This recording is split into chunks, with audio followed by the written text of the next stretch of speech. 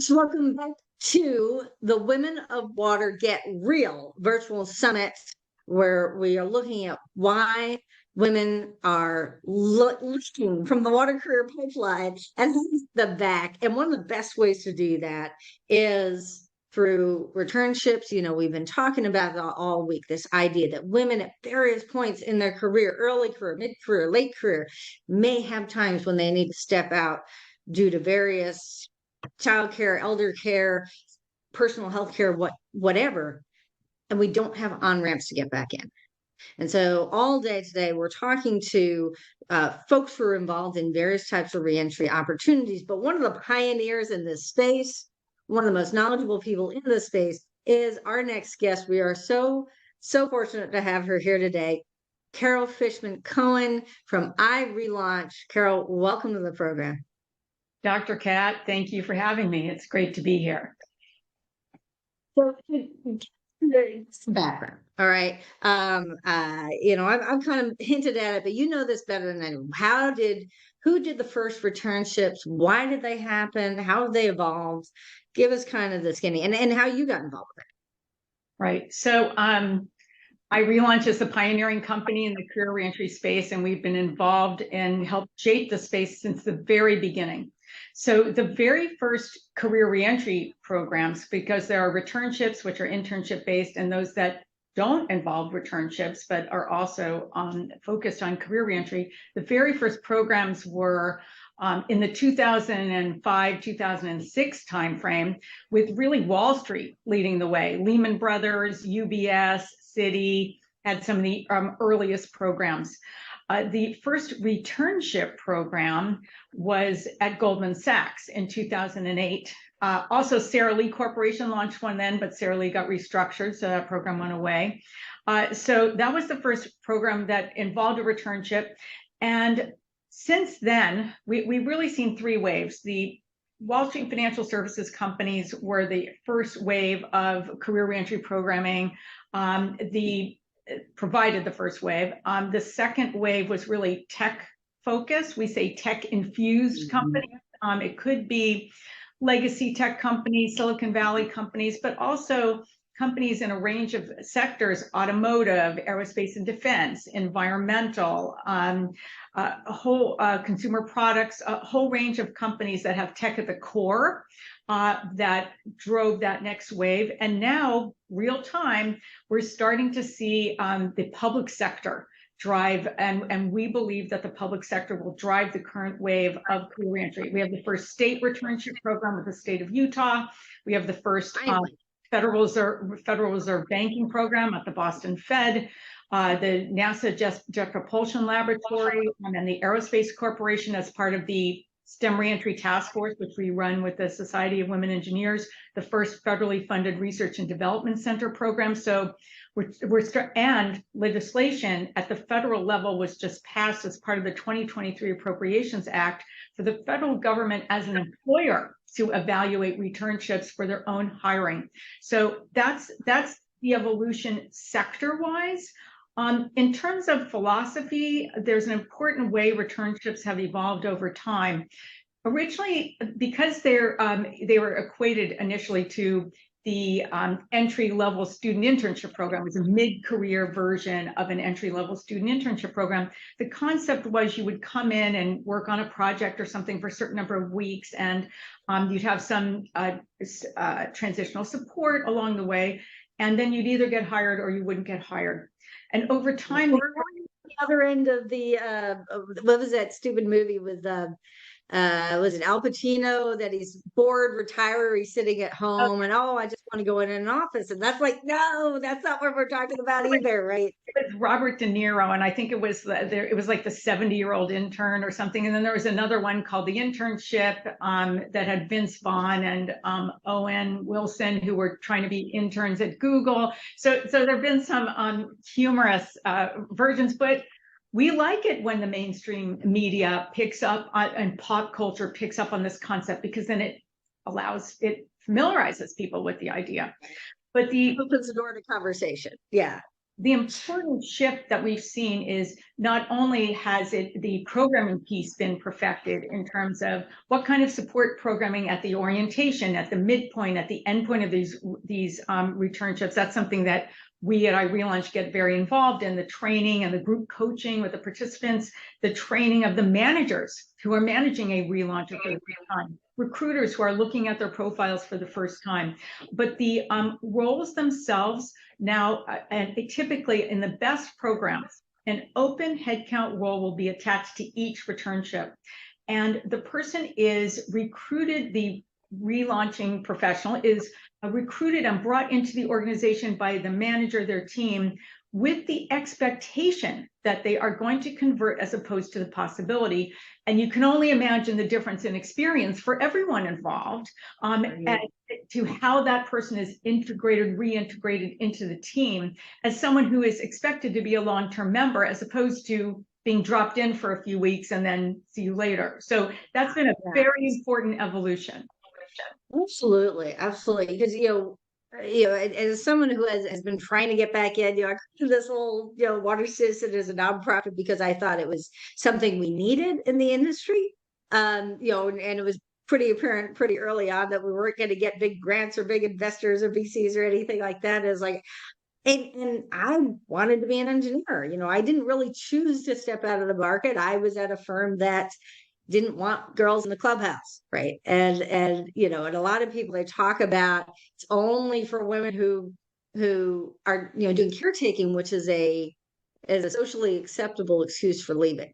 And as I put it, when if a political candidate is running for office and they get really bad poll results and they go on TV and said, I've suddenly decided I want to spend more time with my family. In some cases, that's what we're looking at. It's that there are women who do want to raise their kids, but there's also times when I see women who put so much into getting very specialized degrees in, graduate degrees in environmental engineering and science and environmental law and really becoming specialists in water and the environment. And then they just leave, some of that, in some cases they do want to come back, especially now that there's such an emphasis on diversity, but not age diversity, right?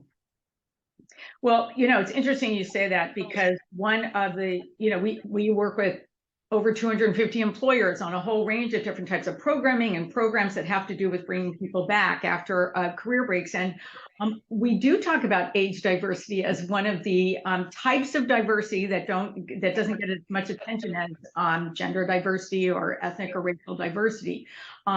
Oftentimes, as you know, these programs start as gender diversity initiatives. And then over time, when they see who's coming in the door and the caliber and the potential, the programs can get combined and become part of the general strategic talent acquisition outlook, and demand in planning for the future. So that's really where we want to go with these programs, that they become mainstreamed because the talent that the employer is coming in contact with through the program is so high caliber, and the employees that they get through the programs are successful and dedicated and loyal and are really surpassing expectations in every way. But one thing I want to mention in terms of reasons for career break. So at iRelaunch, we look at relaunching and career breaks very broadly. Certainly, the biggest subset of the population of people relaunching careers are women who return to work, who take career breaks for childcare reasons. But men and women take career breaks for elder care, pursuing a personal interest, their own health issue, being a trailing spouse or partner with someone with an overseas assignment, a military spouse. Maybe you were in the military yourself and then took a career break after that. People are unretiring and after deciding retirement's not for me, or maybe I have more financial pressure than I was anticipating. Or it could be pursuing a personal interest or extended travel. So a whole range of reasons why people take career breaks. But the common factor and the most important piece is that the commonality is these reasons have nothing to do with people's work performance.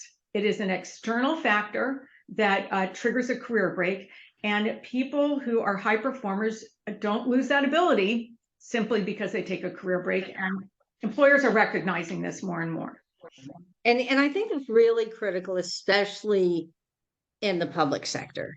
These are mission driven organizations, and primarily if you're working in water and the environment, either you're working for a public agency, utility, etc., university, or you are a government contractor or a big vendor who is primarily creating things for the government. And so it's a very similar hiring process and lots of hoops to go through with hiring and different levels. And it's like, if you don't hit the right markers at the right age range, well, clearly, if you haven't gotten to this point, by the time you're this many years out of school, there must be something wrong with you. Or if you're an entrepreneur, well, clearly you're not a team player who's going to be part of this mission-driven organization.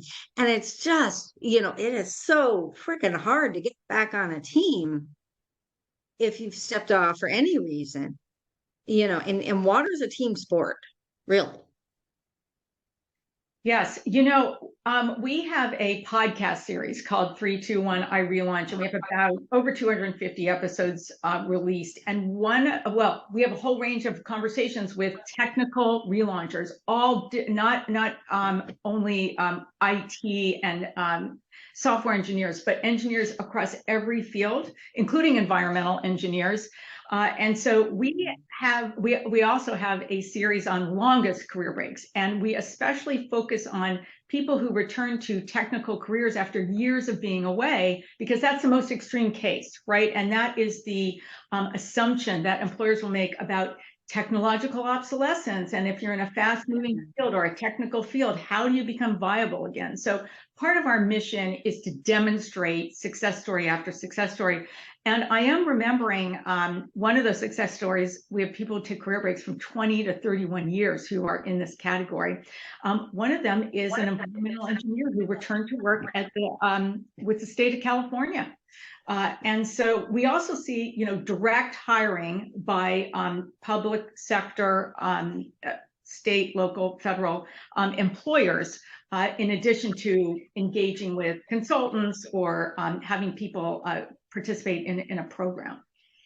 Yeah, I want to back up a bit and get back to your point, but still step a bit first and look at this timeline that you laid out of sort of starting first with the financial folks. And when things are booming in the financial space, we need bodies in seats. We need people to make phone calls and people to buy stocks or whatever, right? But look at the timeline, the mid 2000s. What happened in 2008? Right? And not only the financial sector, but a lot of other sectors as well. And that also included the public sector. But then things start coming back up. You get these public money coming in, Obama and the ARA, the recovery money. And so a lot of these water and environmental firms and agencies and whatnot, suddenly they had money to spend. You think they hired those people back who were in the middle management, who were the first to go, including a lot of women and people of color, because we are the, our generation, we're the timeline generation, we're the affirmative action generation. We were that middle management.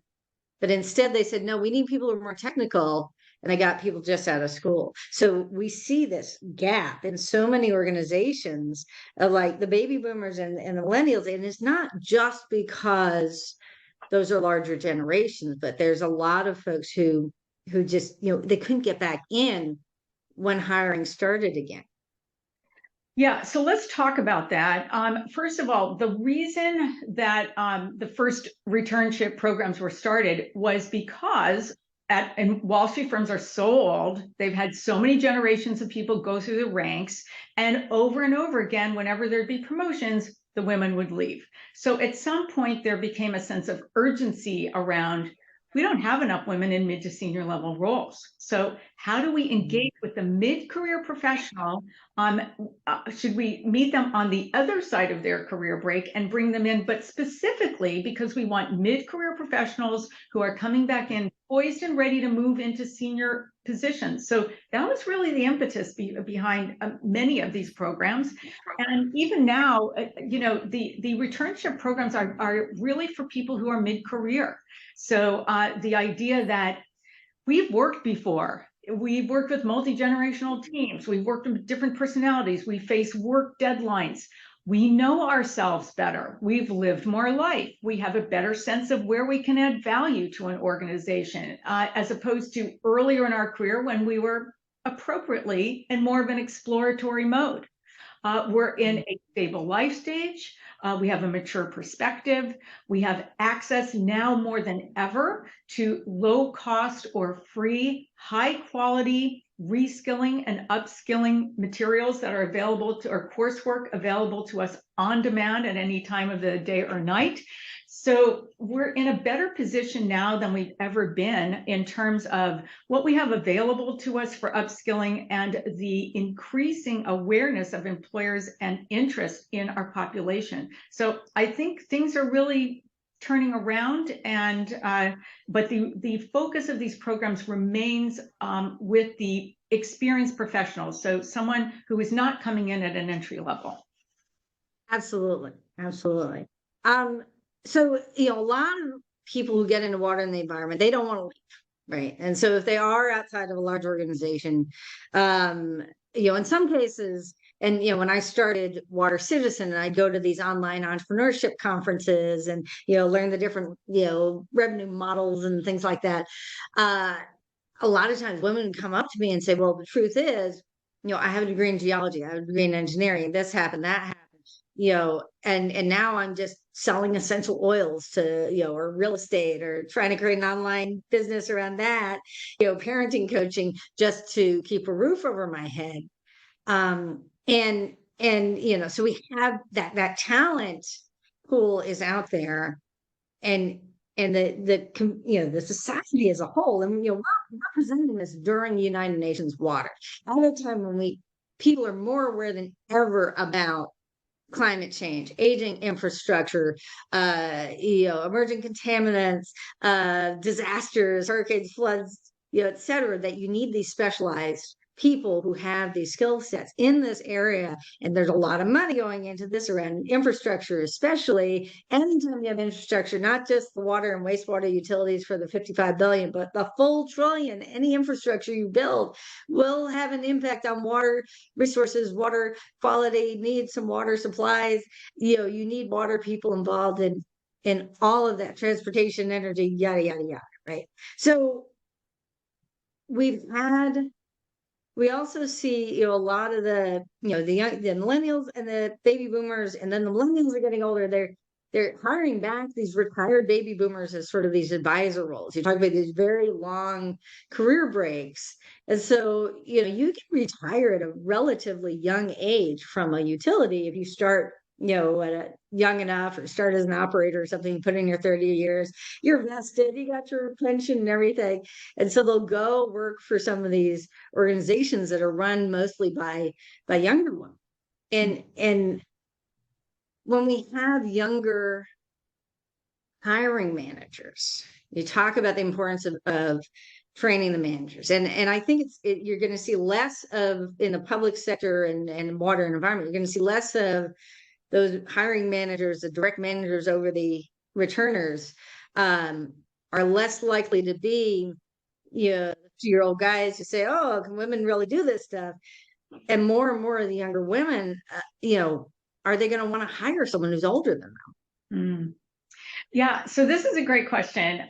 You know, I relaunched my own career. I'm not an engineer. I was a finance professional, financial analyst. But when I went back to work, I was 42 years old, and I was working for a 37-year-old. And when we talk to managers, we tell them they have to expect that it's pretty typical that a relauncher who's reporting to them could be older than they are.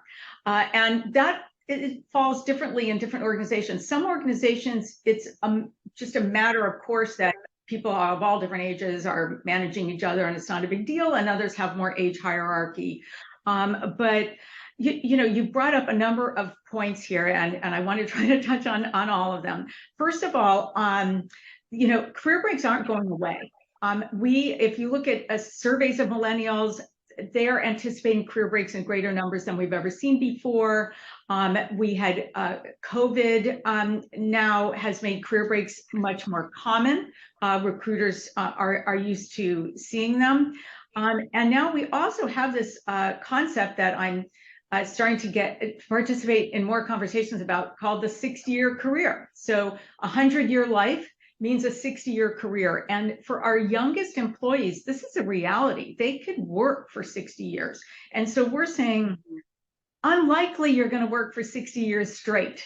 There are going to be career breaks, and this young generation is really going to be navigating this for the first time. But we think that the employers who have in place a formal career reentry program are best positioned to engage with those employees they've already invested in at the beginning as they move in and out of the workforce over time, and the signaling that they're giving to their youngest employees by saying, we know people go through different life stages and make different choices. And if your choice happens to be that you're going on a career break, we already have a pathway back for you.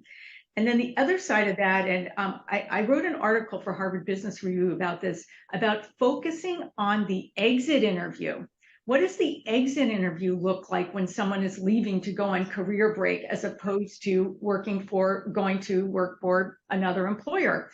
How are you in touch with that person? How can you stay connected with that person over time so your company, your employer is top of mind when they're ready to return? So we think all of this is pointing toward more career breaks going forward than fewer, and employers having to get comfortable with and figure out the best ways to engage and re-engage with this population. So that's one thing.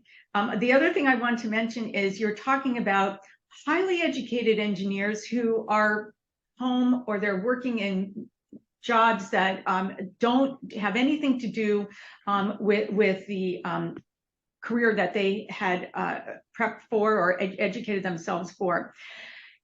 Our society attaches so much importance to who we are as a person in terms of what we do for work, that when we are professionally disconnected for an extended period, we experience a diminished sense of self. I experienced it myself. I was on career break for 11 years. And when you don't have that work identity, you lose your confidence. And that's one of the reasons it's harder for people on career break to get back to work than those who are in a more typical job search. So that is number one, is that population. And we have over 100,000 people who are in all stages of career breaks after returning to work after career breaks from 1 to over 20 years in our community. But the common factor is, how do you regain your confidence enough to be viable? And one of the key pieces, especially if you're in a technical field, is subject matter expertise. There's no substitute for it. So really, it's really hard. You have to dive back in a very deep way, and you have to understand, what is the current thinking in the field? What are the controversies? Who are the experts? What are the conversations that are being had? What do the products look like now? Why aren't we using the old ones anymore? What are the acronyms? So all of that not only gets you up to speed and makes your conversations more substantive, so people are paying attention to what you're saying as opposed to your age or how long you've been out of the workforce, but it also boosts your confidence. So I just wanted to tie some of those pieces together. Absolutely. Absolutely. And, and one of the things that can be really challenging in this space in particular, first of all, there is this really overwhelming push for helping the next generation and the next generation, right? Soon as you get into any level of authority or whatever, go help the next generation. We have the young professionals. We don't want to call them young anymore. Let's call them rising professionals. But we're really talking about under 35. Personally, I already had started a career in public service in politics and legislative offices and things, and realized I didn't want to stay in that. I wanted to do something that was real, tangible, hands-on problem solving. And I ended up in an environmental consulting firm, with a government degree. And I spent 12 years supporting myself while working and going to school at night, or going to school at night at working, doing business development, project management, whatever I needed to do, and whatever technical experience I could get while getting a second bachelor's in geology, summa cum laude. I had, most of a third bachelor's in civil engineering, tau beta pi, master's with a public health fellowship, PhD in civil engineering. And it took longer, and I wasn't getting a lot of support in many respects, but I was okay with that because I saw all of these sort of the gray hairs, all the senior level guys that they didn't go away. We weren't seeing, people could retire, but a lot of them, they go from being at a utility to working for a consulting firm and being that top expert. It's like, that's why I got the PhD. It wasn't to impress people. It wasn't to teach. It was to be, really a top expert in the work I was doing. And yet I've been hearing on some of these returnships, well, we're really looking for people with lower level skills. They want those people to come in and do the, putting in the data and the models and going out in the field and the this and the that, and not really looking for women who want to, or who are looking to advance, that they want to get, there is sort of a lot of scut work in the water and environmental space. I'll put it that way, that, that the decision makers are still up here, and, how to come back in and not just get a job, but get back on track to going into leadership. Absolutely. One of the goals that we have with the Society of Women Engineers, starting the STEM Reentry Task Force, where we're in our 8th year now. We have 39 leading global organizations that are involved. They get involved specifically to launch a career reentry program at their organization. 30 of them have launched already. We've had almost 1,000 relaunchers go through task force company programs, and 85% of them have been hired coming out of a returnship. That's the other thing. That returnship model is we have a lot of data on it. It's a very successful model. But we have primarily women. There are men also in these programs. But the participants in these programs are truly mid-career, and they have a whole range of educational backgrounds and different numbers of years of experience before coming in to their returnship or career reentry role. And that's really the primary reason that the STEM Reentry Task Force exists, is to focus on the mid-career professional, because there is so much that's going on for young girls, girls who code, and keeping females in their technical majors during college. But here you have a shortage of women in these fields, and you have an already credentialed, already experienced group that is sitting there ready to come back in. So that is really the mission behind the task force, is to address exactly what you're talking about and reverse what you are talking about. Yeah. I mean, especially right now, we just had this huge $1 trillion slug of money for infrastructure and everything that goes with it, all the environmental impact, all the equity stuff that is a part of the social and economic aspects of all of these projects. And, which in many cases, a lot of the women are, whether they gravitate to that or whether they're told, oh, you're a woman, you're good with people, why don't you deal with the outreach meetings or whatever, have a lot of experience with this stuff, right? And or maybe because whatever color we are as women, we're a little more conscious of diversity issues than men. But for whatever reason, we've got the experience, and yet, I mean, I'm here in Washington D.C. and I actually moved back here after I left that big firm, hung my shingle. The issues we have with women-owned small businesses, and men putting their businesses in their wives' names, or bringing you on to get the contract and then not paying you what you are supposed to get, and I've talked to people in Congress about that. They're like, oh, that's against the law, you should sue. It's like, no, you can't sue in this field. You get blackballed.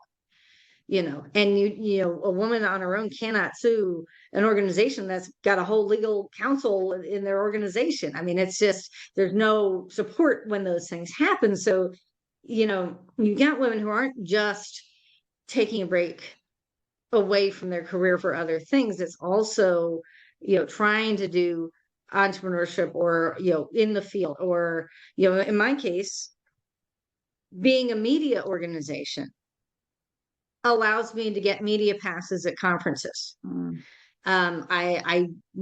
haven't really gotten sponsorships. Occasionally somebody will help us out with a conference or something, but I'm staying at hostels and flying Spirit Airlines, but I get myself in the room where it happens, and I do keep up to speed because I can go there as a journalist, as a water mobile journalist, be in the know with a wow mojo.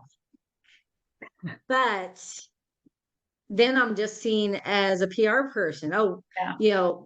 Well, we're not hiring, but can you publish a story about us and tell people how great we are? I see. Yeah, well, there's just a reintroduction of something called the STEM Restart Act that I think just got re-announced in the last few days. And it is a bipartisan piece of legislation that is supposed to be focusing on introducing the returnship concept and funding for it for small and medium-sized businesses. So we're watching that pretty closely. And between what we've seen going on at the state of Utah with a wide-ranging returnship program as the first state career reentry program, we're talking to other states about doing the same thing. We've seen this legislation now that's been passed as part of the Appropriations Act to assess returnships as a vehicle for the federal government to engage with this population. I feel like we're at a turning point right now, and we're really moving in the right direction. So I hope what you're experiencing is going to get reversed, even in the short term, that we're making the progress. I think what's going to really help is something like what you're doing with the relaunch conference, and we'll talk about it in a second, live in Washington, D.C. Because, I can't tell you the number of times over the years I have looked at a really cool sounding job announcement by the EPA, and it's getting into all these, multidisciplinary decision support, equity, this, that, and the other. And I get all the way down to the bottom, and it says, oh, this is an ORISE position for the ORISE fellowship, and you have to be a current student. Or a grad student, or within 5 years of graduating. And we have that model already in the federal government, that an agency that has special need, often when Congress passes something, the agency has to quickly stand up, an office or a person to do whatever Congress told them to do. You need to do a study on this. Okay, we got to get somebody to do that. So they'll bring in one of these fellowship people. Why not bring in someone who's actually got some experience, right? These could be ideal opportunities for someone who is trying to re-enter the industry. So the model is already there to do, bring in people, give them some short-term experience. And then at the same, once you're in the federal government, God, that opens so many doors, not only the agency you're at, but just knowing how things work on the inside, making connections. They hire who they know, right? Once you're on the inside, you can really do a lot more. And I see right now, so many of these federal agencies are trying to respond to, we've got this much money, our agency, the Clean Climate Corps Energy, the FEMA, Interior, all these folks have big chunks of money that they've got to spend quickly. And they're putting out webinars. And from what I can hear from who's asking questions on the webinars and the voices of the women who are speaking, they tend to be of a certain age. And they then receive an email after the webinar that says, thank you so much for filling out all our additional paperwork and coming to our webinar. Now go to USA Jobs. Right. Yeah. USA Jobs is just focused on, you're at this level, you're supposed to have this much experience. Well, what if you have this many years since college, but you only have this much experience and you're overqualified and underqualified at the same time? Yeah, it's tricky. You are hitting on the one of the most straightforward and easiest first steps that employers can take is to take their existing programs that are internships are focused on current students and simply broaden who's eligible to apply and participate. Right. And so if they said, yeah, you can certainly apply for this if you are someone who's mid-career relaunching, in addition to if you're a current student. Now, is the role going to be appropriate for someone who's mid-career if they're applying for the same role as entry level? There's probably best to be an adjustment in the level of that role for all parties involved, but that's the next step. Because if someone is coming back, they're not necessarily expecting to earn the same amount as someone their age. And I know that that is something that there's debate on, of like, well, if you've been out, if you're at this point in your career, you should be earning the same thing as someone, in your age range. I mean, if it's a choice between that and just not working at all, I'd rather come in an internship, maybe at a little lower level, and get my feet back up under me and show what I can do. And then I can earn a full-time job at a full-time pay. But if that's the boundary, or the barrier is, well, if we do get a returner and they're going to expect to have more money than when we get someone who's just out of school, who do you think they're going to hire? Right. That's why these returnship programs are so important, because they're not structured so they can bring in mid-career returning professionals at a much lower compensation rate than they might ordinarily pay. The ideal formula for paying someone in a returnship that's properly situated as a mid-career program is to take the annual compensation somewhere in the band, in the range of the annual compensation for that role, and prorate it for the number of weeks of the returnship. So it's expressly not supposed to be a vehicle to get people, high caliber people, at lower rates than they should be paid. So that's also something that's becoming locked. But a lot of government people can be kind of cheap on that stuff. So if you tell them it's like, especially with consulting, it's it's a hit on their budget, and it's a gamble if you bring in someone that not only they've been out of the market, but there's something you haven't worked with before. It's tough to like commit your budget and say, oh, wait, actually they're not a good fit. So I don't know, it may be that there is a happy medium in there somewhere, because if it's a choice between paying people full amounts and only having 6 people like at TDM, 600 people for 6 spots, or could they get a larger class and still pay enough that people could at least support themselves, at least have rent a room in Boston or whatever while they're at the returnship, or cover their commuting costs and their pay their rent and or mortgage or whatever. I think there's a happy medium in there somewhere, because public sector, where there's money involved, they can be a little tight. So we'll see. Because if it's a choice between just getting these things started and having the government do years and years of studies of whether or not we should do this or not, let's get people back to work ASAP. The money is there right now. Who knows when another administration could just get rid of all the money that's just been put in. I mean, that's part of the process of being in public sector or government contractor type positions, is when the money is there, you got to go, because that money could go away like that. Exactly.